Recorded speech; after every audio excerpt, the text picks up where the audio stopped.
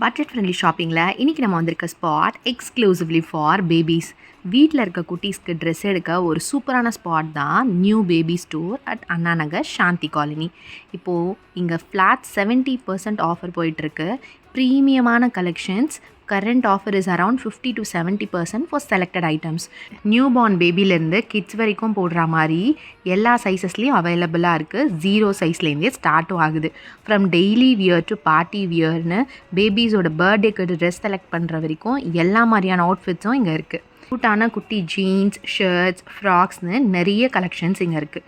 One spot for all the products related to babies like toys, footwear, daily essential items, stroller, வாக்கர்னு எல்லாமே இங்கே இருக்குது.